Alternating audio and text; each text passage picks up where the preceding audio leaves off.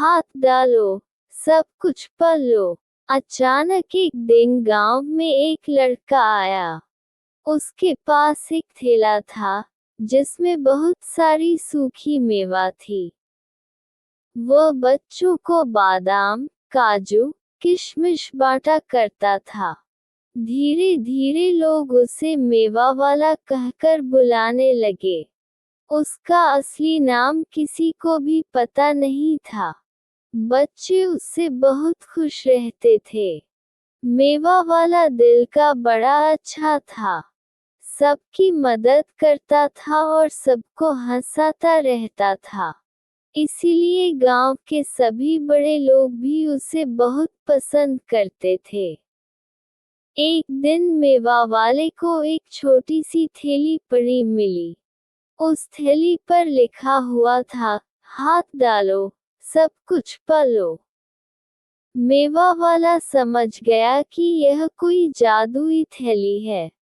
दोस्तों, अगर आपको हमारी कहानी पसंद आ रही हो तो कृपया करके हमारी वीडियो को लाइक करें, चैनल को सब्सक्राइब करें और कमेंट में ज़रूर बताओ कि आपको किस तरह की कहानियाँ सुनना पसंद है। धन्यवाद दोस्तों। उसने थैली की सच्चाई पता करने के लिए अंदर हाथ डाला और थोड़े से पैसे मांगे। अगले ही पल थैली के अंदर सोने के सिक्के भर गए। मेवा वाले ने थोड़े से सिक्के अपने लिए रख लिए और बाकी गांव के लोगों को दे दिए। फिर उसने दोबारा थैली में हाथ डाला और अपने माता पिता से मिलने की इच्छा की। लेकिन इस बार कुछ भी नहीं हुआ। वह सोच रहा था कि वह अपने माता पिता से मिल पाएगा, लेकिन ऐसा नहीं हुआ। उसका मन दुखी हो गया। उधर उसके पास सोने के सिक्के देखकर गांव वालों को लगा कि मेवा वाला कोई चोर है। इसीलिए उन्होंने उसको गांव से बाहर निकाल दिया।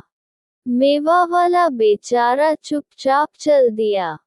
वह काफी देर तक चलता रहा। शाम होने लगी थी।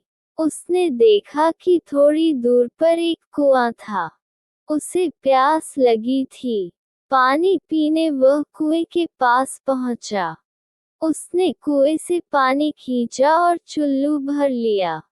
जैसे ही वह पानी पीने वाला था, उसे किसी की आवाज सुनाई दी। उसने देखा कि एक बूढ़ा प्यास के कारण बेहोश सा पड़ा हुआ था। मेवा वाला ने अपने चुल्लू का पानी उस बूढ़े को पिला दिया।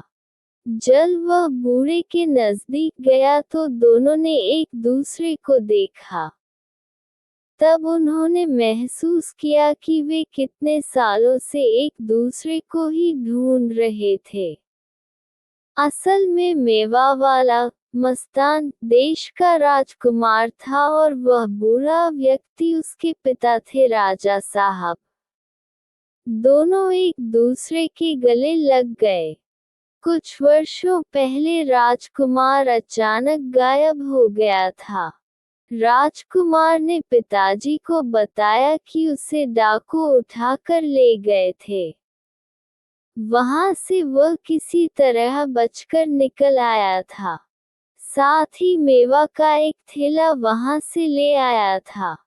थोड़ी मेवा वह खुद खाता था, थोड़ी बच्चों को बांटता था। उसे पता ही नहीं चल पा रहा था कि अपने देश कैसे लौटा जाए। इसलिए वह इधर उधर भटक रहा था। राजा भी खुद वेश बदल कर अपने बेटे को ढूंढने निकले थे। इस तरह अचानक मिल जाने से दोनों बहुत खुश थे। दोनों बातें कर रहे थे, तभी वह जादुई थैली राजकुमार की जेब से निकलकर जमीन पर गिर गई।